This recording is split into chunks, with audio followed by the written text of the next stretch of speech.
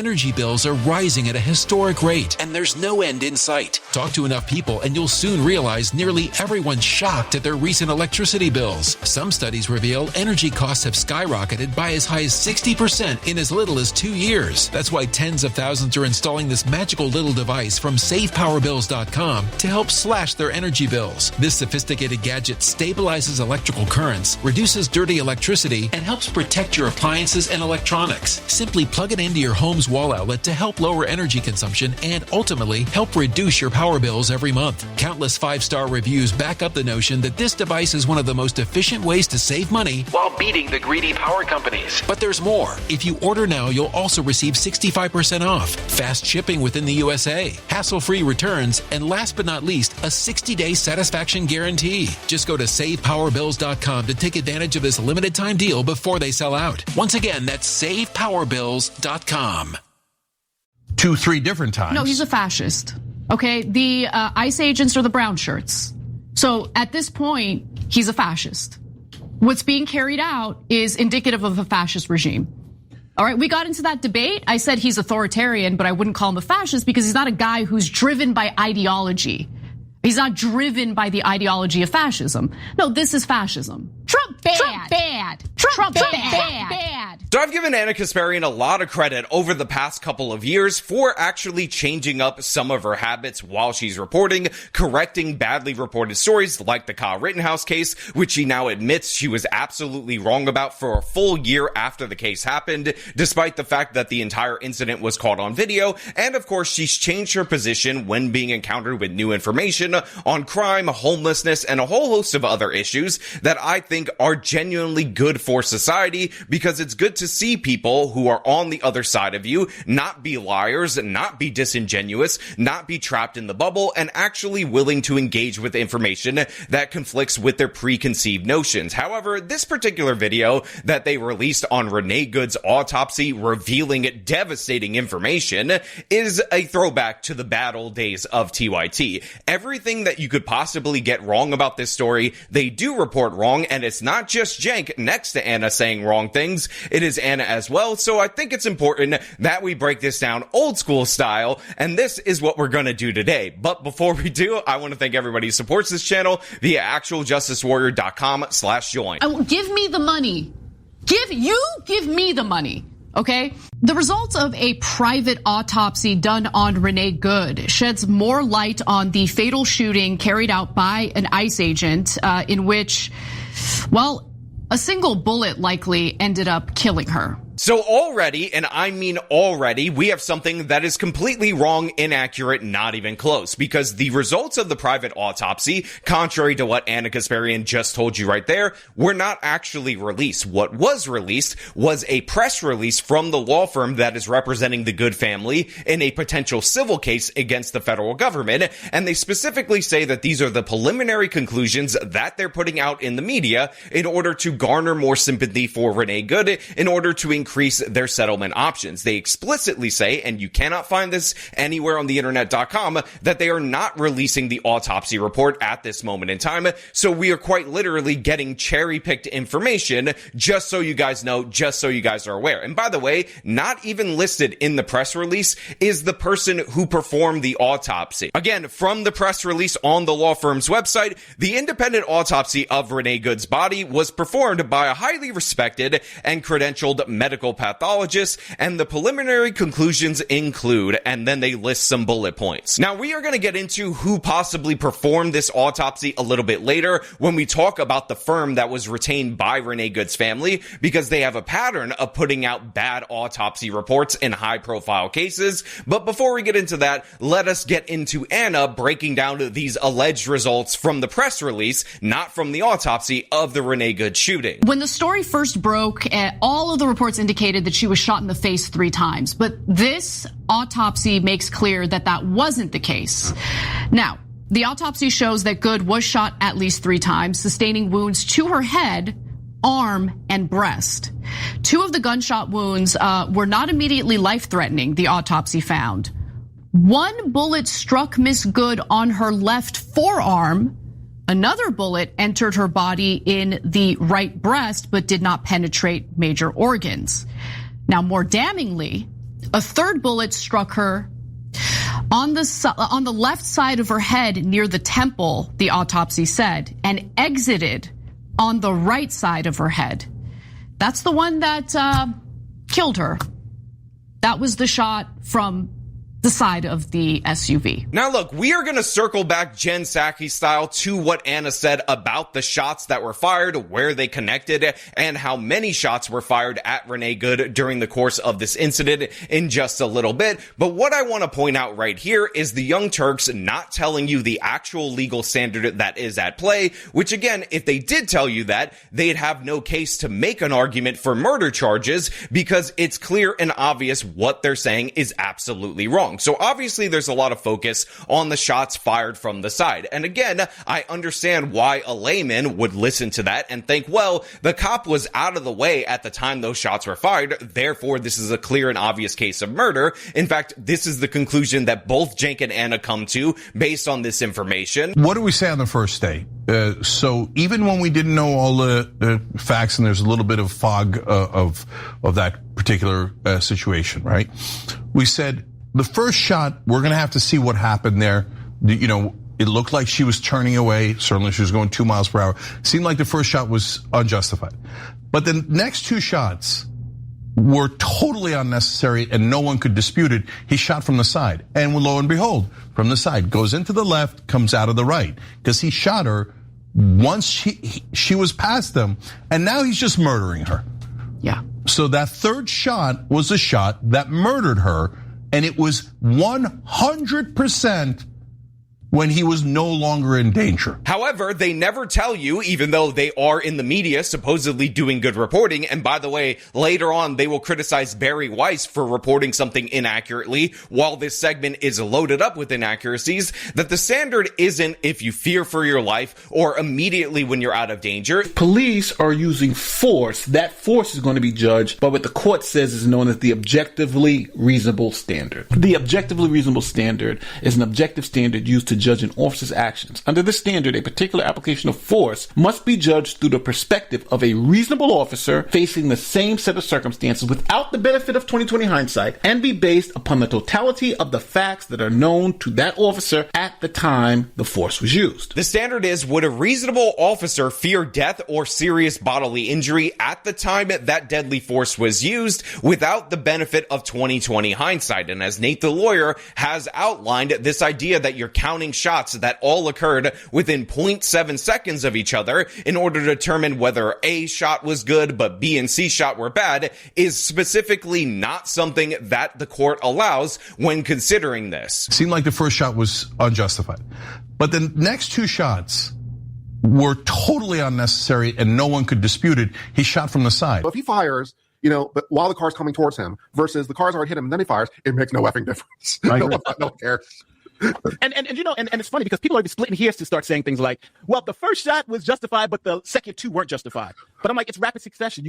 You're judging 1 second thing and trying to nitpick like, hey, he can't do this. And that's like it makes any difference if he fired 1 second earlier or 1 second later in this context. And again, the reason for this is obvious because you're judging somebody with the information that they had at the time, what they knew at the time, in the moment, in real time, without the benefit of hindsight. So obviously, if the first shot was justified, which the Young Turks kind of half concedes in this particular situation, then the shots that were fired within the same 0.7 seconds are going to be justified as well. Now, it would be another thing altogether if the first shot was fired and then there was some kind of pause where he was clearly out of the way, a reasonable amount of time between the second and third shot, and then those shots were fired from the side. If that happened, you'd have an argument, but all of this occurred within 0.7 seconds, so the idea that you're counting shots is quite literally something that the court has rejected in the past. And I'll link the Nate the Lawyer video that explains all of the case law associated with this in the description of this video. Because there has been an effort to provide cover for him, and there has been intentional misreporting and misstatements coming from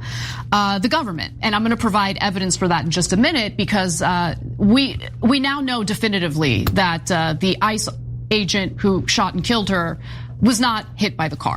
Okay, so hold up so I can show you the evidence on that in just a minute. But I should also note that this private autopsy that was, carried out at the request of Good's family also found that she suffered a graze wound consistent with a firearm injury, but with no penetration. So there was a fourth shot, but it grazed her. It didn't actually kind of like how the bullet grazed Trump's ear, similar to that. Okay. So to Anna's credit, she does eventually say that this is a partial release of a private autopsy by a firm that is representing Renee Good. Now, of course, she doesn't go into detail about this partial release, which is a press release, by the way. It has no medical documentation at all whatsoever. But as you just heard right there, and you might have heard this on social media, there are reports of an alleged fourth shot that was involved in this particular incident, which again just goes to tell me that these people are not actually reading the documents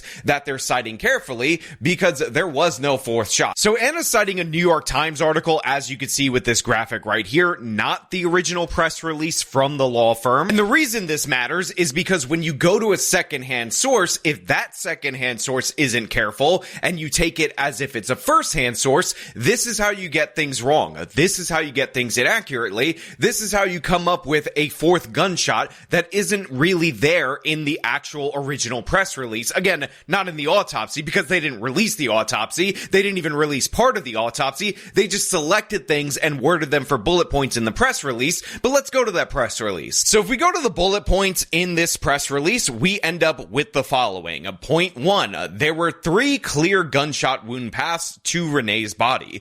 Point 2, 1 gunshot wound struck the left forearm, causing soft tissue hemorrhage. Point 3, 1 gunshot traversed the right breast without penetrating major organs. Point 4, 1 gunshot wound entered the left side of her head near the temple and exited the right side of her head. Point 5, the breast and forearm wounds were not immediately life-threatening. Point 6, a 4th wound was a graze, consistent with the firearm injury, but no penetration. So look, I understand why people who are reading those bullet points might come away with the impression that there was a 4th shot, despite the fact that we don't hear it on the video, nor do we see a 4th shot on the video. It could be a situation where the sound didn't come through, or there's some reason why what we're seeing and hearing doesn't match what's in the report. But the thing is, if you actually read this carefully, what you ultimately end up discovering is that there were in fact 3 shots, despite the fact that there was a 4th grazing wound. And the reason for that is because the shot that hit the left forearm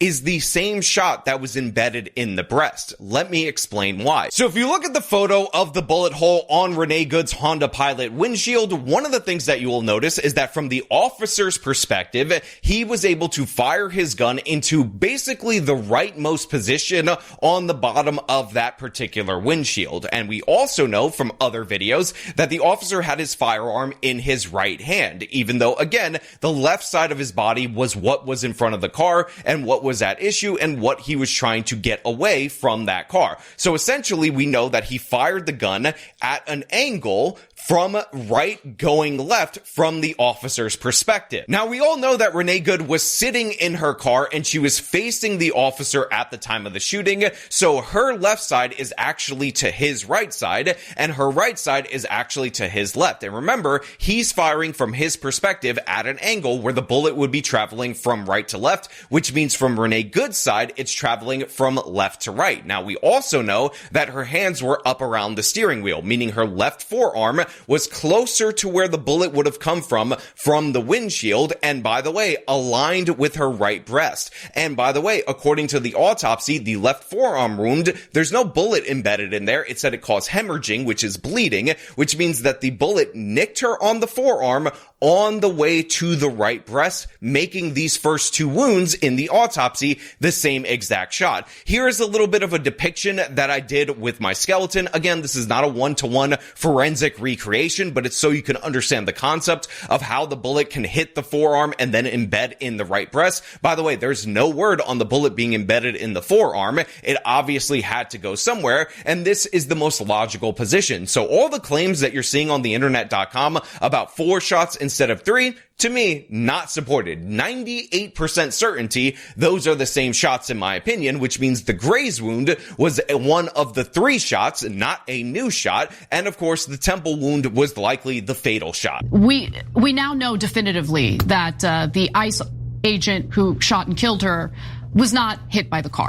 Okay, so hold up. Now, Anna also claims that they have footage that proves definitively that the officer was not hit with Renee Good's car, which is absurd, asinine, and ridiculous, and by the way, not actually stated in the footage that they show. But then she goes on a rant where she labels the ICE agents the brown shirts, Trump a fascist, which means I can break out the Trump bad clip. So, look, the point of ICE is to go in and agitate locally until something terrible happens. And then they double down, and then they quadruple down, and then they do it to more and more cities. Why? Because Trump is an authoritarian, and he loves the idea of the military in the streets. In fact, he's tried to put the military in the streets now 2-3 different times. No, he's a fascist. Okay, the ICE agents are the brown shirts. So at this point, he's a fascist. What's being carried out is indicative of a fascist regime. Trump bad. Trump bad. Trump bad. And yeah, I think this is completely irresponsible and terrible rhetoric, because the brown shirts were the Nazi foot soldiers that helped Adolf Hitler get into power. And make no mistake about it, if we were in Nazi Germany or pre-Nazi Germany and the brown shirts were on the streets attacking you, you would be fully justified, in my opinion, to fight back against them and kill them. So when Anna is labeling ICE agents who are enforcing immigration law the brown shirts, in my opinion, that encourages people to commit violence against, resist, hit with their car in Renee Good's circumstance, in order to, again, fight against the fascism, which just turns up the temperature even more and is incredibly irresponsible and embarrassing, honestly. She also says Trump is a fascist, and then she explains why she didn't believe that before, because she said that he wasn't ideologically fascist. Nothing has changed in that regard, Anna. But you're turning up the temperature here very irresponsibly while simultaneously reporting inaccurate information. Now, I should also note this, because this is really, really important. So this is a partial release of a private autopsy. So the lawyers firm representing Good's family declined to release the full autopsy, and results of an official autopsy that was conducted by the Hennepin County Medical Examiner's Office has yet to be released. So there could be some additional information that we learn in the coming days or weeks, but I wanted to make sure you all knew that this was the release of part of the private autopsy. Now, while Anna did mention that this firm is representing Renee Good in a potential civil case and that this is a partial release, what she does not mention is that this is in fact the same exact firm that represented George Floyd back in 2020, where they hired somebody to do a private autopsy called Michael Baden, and that autopsy completely contradicted the state's autopsy. And in fact, the contradiction was so bad that they were actually worried the defense was going to use it in order to make the case that the state had no definitive cause of death. And if you guys will recall, Michael Baden ended up basing his conclusion not on what he actually examined, but on the videotape. The autopsy shows that Mr. Floyd had no underlying medical problem that caused or contributed to his death. This is confirmed by information provided to Dr. Wilson and myself from the family. He was in good health. The compressive pressure of the neck and back are not seen at autopsy because the pressure has been released by the time the body comes to the medical examiner's office. It can only be seen, serious compressive pressure on the neck and back can only be seen while the pressure is being applied, or when, as in this instance, it is captured on video.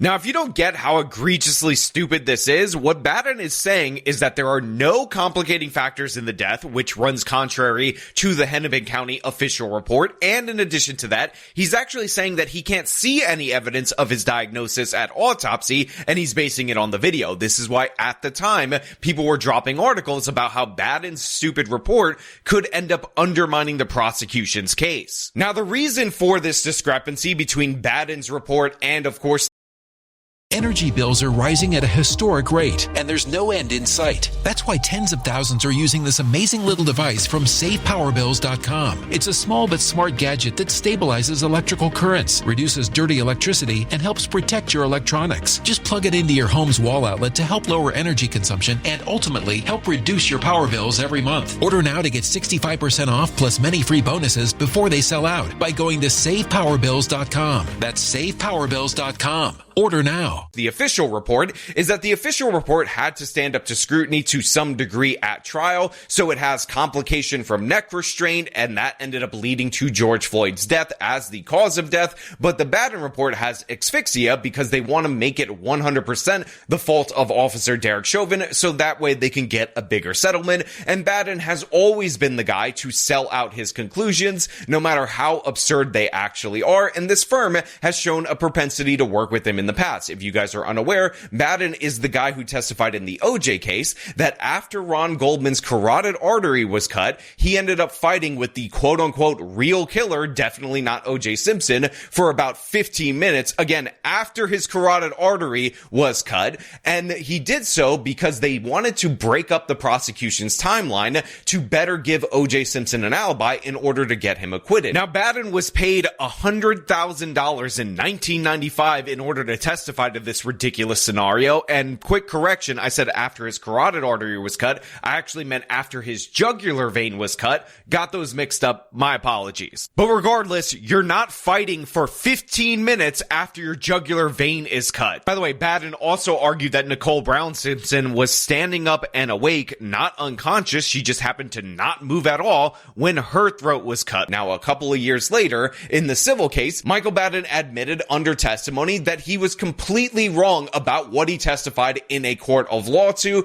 in the O.J. Simpson case. Yet despite this disgrace, this is the guy that they bring out time and time again in order to put out these propaganda narratives from a very qualified, credentialed pathologist. Again, this is the guy who made the case that Michael Brown was surrendering, even though 3 different autopsies showed the exact opposite. Now, if you read this article, Baden actually hides in the ambiguity here. He says, oh, it could be consistent with the surrender, or maybe a struggle. Who the hell knows? I'm just the notable forensic pathologist that's examining this. But of course, if you actually go to the autopsy report in the Department of Justice report, what you find out is that the thermal indica on Michael Brown's hand, aka him being burned from the muzzle flash, shows that he was reaching for the firearm when the first shot was fired. It also shows in that same report that Brown was charging at Officer Darren Wilson. Now, the reason this case is also important here is because Ben Crump was a representative of Michael Brown, and guess what? He partners with the firm that is representing Floyd and thus is representing Renee Good. So this is their guy that they always go to. When I do innocence fraud cases, this is the guy that they hire in order to make the case that it's scientifically impossible for the guy who definitely did do it to have done it, in order to add some kind of scientific credibility to their case. And while we don't know right now that this law firm hired Michael Baden again in the same way that they hired him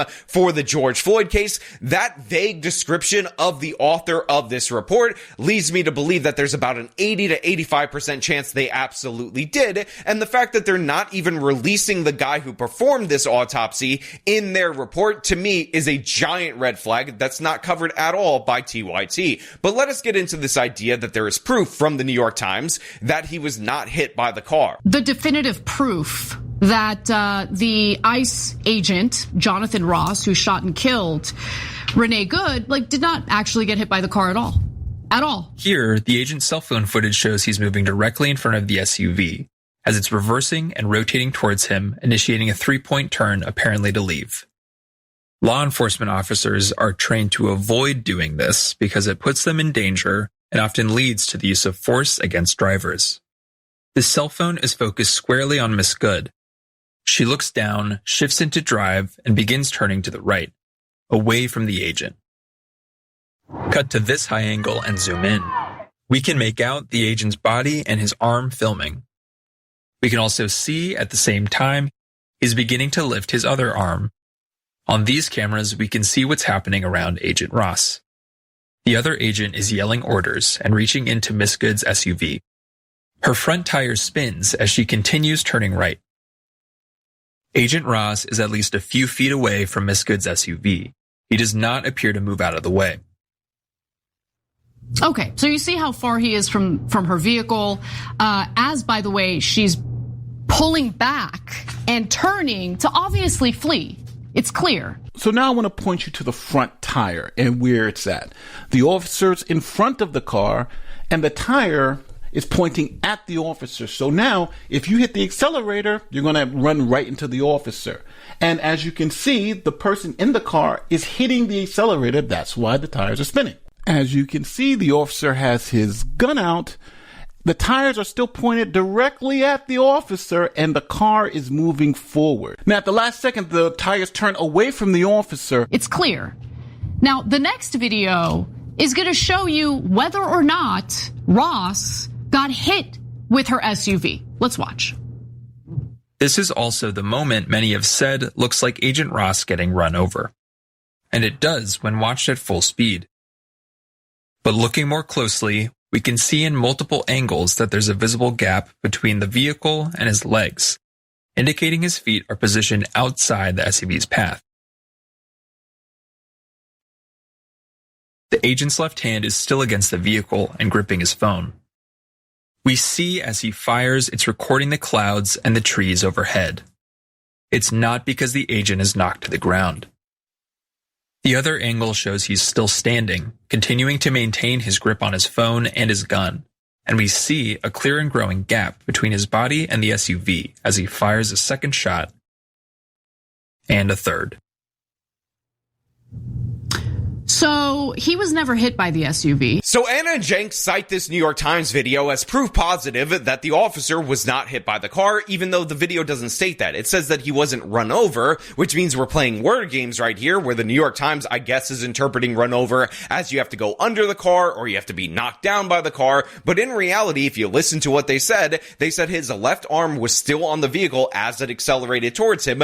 Thus, he was hit by the car. Now, of course, the Young Turks play games about how, the car was only going 2 miles an hour, as if vehicles don't accelerate from 0 to 60 in a quick amount of time, as if this car didn't speed off after the shots were fired and violently slam into a car despite the fact that it was going slower. They're being absurd and ridiculous. And again, they never mention the legal standard to you on what you actually have to judge this by, because if they did, their entire case would fall apart. Instead, they talk about how many revolutions her wheel made, whether she was churning her intent in her mind of if she was trying to leave or not, as if that's what we're judging on her actual intent in the moment. By the way, they never play the clip of her wife / maybe girlfriend saying drive baby drive. They just leave that out, and a lot of news agencies cut that audio out. But the point is, she squared up to face the officer on the video from his perspective, from his cell phone. You can see this. Then she drove at him, and it's reasonable for an officer at that moment in time to fear death or serious bodily harm by the threat of the vehicle, because it's accelerating. It obviously can go faster, and thus legally you have a justification for a use of a deadly force response. Now, I've said time and time again on this channel that I actually think police departments that don't allow officers to shoot at moving vehicles that are coming at them have the right policy, because I agree with those departments when they say that doesn't actually stop the car. And this case is actually proof of that, because Renee Good's car ended up speeding off, and thankfully it didn't hit another person, but it could have hit another person very easily, because guess what? When you're shot and wounded, sometimes you slam on the accelerator and you don't actually stop, and that creates an even greater danger. So departments that restrict this practice to very limited circumstances, I happen to be on the side of. You could see that you could step aside. By the way, there's legally, if you can get out of the way of a car, that your self-defense claim is much weaker. You have almost no chance of that working if you could get out of the way of the car.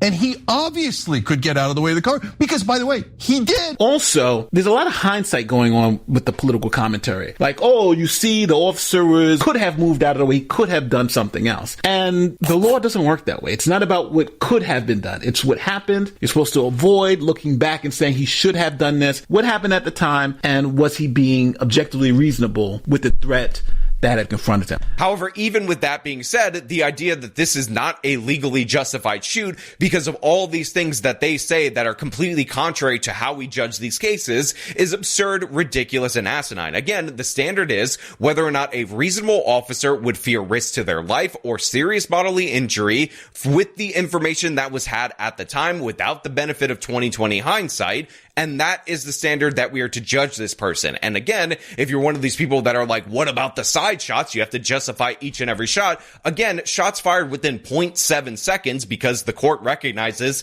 that human beings are human beings, not robots, are counted as the same instance. So if he has a justification for the first one, which he absolutely does, then he has a justification for the second and third shot because they were fired in such quick succession. Now, again, if there was a pause between shot one, which would have been justified legally, and then the other shots were fired later, then that would not be the case. Then you would have an issue right there. Then you could make the case. But in this particular case, it's 0.7 seconds. So you have to slow it down, pause it, use the maximum amount of hindsight in order to stretch this into something that's chargeable when in reality, it absolutely is not.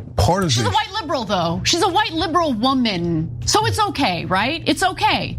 She's a white liberal woman, so it's okay. That's one of the arguments that I've seen all over the internet. And a lesbian. You people are disgusting. Yeah. Okay, un-American, disgusting. Go ahead. Now, Anna ends up expressing how upset she is at the people that are mocking Renee Good, saying that she deserved it because she was a leftist woman, because she was a lesbian or something of the sort. And obviously, I am in the camp where you shouldn't just mock somebody who died in an absolutely pointless and tragic situation. And of course, there's a difference between something being a legally justified shoot and something being a good outcome, because obviously this is a disastrous outcome and it shouldn't be celebrated by anyone. Again, this churns up the temperature on ice. This churns up the temperature in the country. It ends up leading to situations where people are more prone to these violent encounters, which puts more people in danger. And again, it accomplishes nothing. This is why I condemn people in the Democratic Party and Anna Kasparian in this video in particular for trying to gin up hysteria, saying that the Nazis are coming to get you, because that puts people in a position where they act more like Renee Good when they should just, not try to hit officers with their car or flee an arrest, which again, people do because they're under the impression, which is given to them by the left-wing media, that ICE can't arrest you unless you're here illegally, even though they absolutely can when you're obstructing a law enforcement operation. I mean, can you imagine the egg on Barry Weiss's face when she decided to run that stupid story claiming that Ross had to be hospitalized because he suffered from internal bleeding? I remember when I saw that story, it got pitched, and I just knew right away. I got like a sick feeling in my stomach. It's that intuition. I'm like, there's something up with this. I don't trust it. I'm not going to talk about it on the show yet. I need more proof. So I would take Anna Kasparian and Cenk Uyghur's criticisms of Barry Weiss for covering that internal bleeding story way more seriously if they weren't consistently wrong without retracting their bad claims throughout the whole course of this particular story. And let me just give you a couple of examples. So earlier on in this segment, Anna said something about early reporting making the case that Renee Good was shot in the face 3 times. When the story first broke, all of the reports indicated that she was shot in the face 3 times. But this autopsy makes clear that that wasn't the case. But in reality, there was nothing ever to support those claims. That was just put out there in the media in order to gin up more anti-ICE hysteria because, oh my God, they shot an innocent mother in the face 3 times when all she was trying to do was make a 3-point K-turn. That was ridiculous and absurd from the jump, and yet it was repeated by TYT and everybody in the left-wing media because, again, this was the most violent imagery that you could put out there at the time, even though, again, there was nothing to indicate that that was in fact true. She wasn't even shot 1 time in the face. They made that up. They made it up on purpose in order to gin up more anti-ICE hysteria. In addition to that, Cenk Uyghur reported maybe a day after the shooting that Renee Good was just dropping off her kid in the area, and that's why she was there. Then they say, well, she shouldn't have done that. So she should have been with her home with her kid. And but she was apparently dropping off her kid. Even though every single witness, independent witnesses in the neighborhood, other activists that were participating in this anti-ICE action admitted from the jump, day one, by the way, the Minneapolis PD, who do not coordinate with ICE, said this as well, that Renee Good was a part of the activist group and deliberately blocking off the road. I woke up to some commotion. I heard some whistles going on out front, so I came downstairs to see what was going on. Wasn't even dressed. And there was a car, the Honda Pilot that's crashed over there now. There's a car blocking the 2 lanes of Portland traffic. I don't know if she was a target. They clearly wanted her out of there because she was the main car leading the protest, is my understanding. I talked to another guy who was driving behind her, but she was very successful in blocking traffic. She was doing what she was set out to do, and so they wanted to get her the hell out of there. Yeah. So it looked like she was impeding ICE vehicles. Definitely, yeah. Okay. That was her goal. And the reason people were saying that she was just dropping off her kid in the area is because they wanted to give the impression that she had nothing to do with the protest. And many people reported that she just happened to be there and ICE happened to stop her for no reason. She had no idea who those ICE agents were. And then when she tried to pull out, she was shot in the face 3 times. So Cenk never retracted that. He never apologized for that. He never admitted that he was spreading bad information right there. He just threw that out there for the public to consume, even though, again, it was never at all whatsoever backed up by any kind of fact or reality. And in fact, it was directly contradicted by every single witness at the time that he said that. Day one, we understood that parking perpendicular in the road during an ICE operation where there was an anti-ICE protest, where neighbors were reporting that whistles were being blown and their vehicles were being blocked in on purpose. She was obviously a part of that activist group.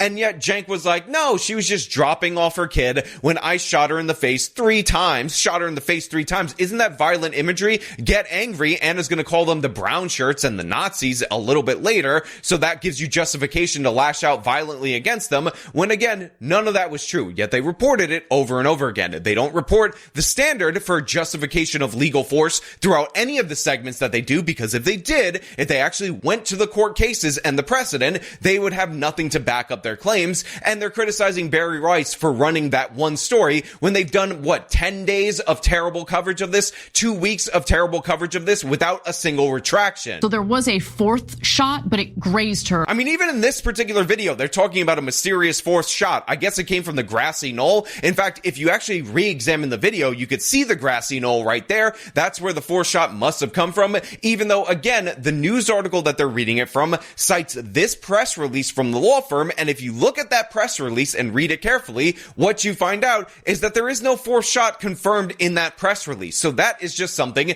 that they're running wild with. Again, I guess the grassy knoll, it wasn't a single shooter. There was a second shooter that was involved in this situation, even though, again, all the information is discernible, even from the crap press release that they're citing, as if it's an official autopsy, as if it's even the private autopsy, which we do not have the report of. In fact, information is admittedly being withheld from that report by the law firm that's representing Renee Good, because again, these people are trying to get the maximum settlement from the federal government, and they have a track record of putting out bad private autopsies and working with shady characters like Michael Baden. So yeah, Anna, Cenk, this is an absolutely terrible video in every possible way. You never actually talk about the legitimate legal standard for use of deadly force. You're manipulating the footage. You're not even listening to the videos that you're playing, which of course I'm talking about the New York Times video, which says he was not run over, not that he wasn't hit, not that contact wasn't made. And the reason you're doing this is because you're already at your conclusion. You're just working backwards from it. And it's really unfortunate for me to be saying this because, again, literal best friend Anna Kasparian is definitely taking a major step back in her coverage, at least when it relates to this particular case. But you know what? Those are just my thoughts. I want to know what you guys think down in the comments below. As per usual, if you like this video, show them by leaving a like, subscribe for more content, follow me on my social media, support me via support links in the description of this video. This has been me talking about Cenk and Anna just being wrong about everything related to Renee Good. Till next time.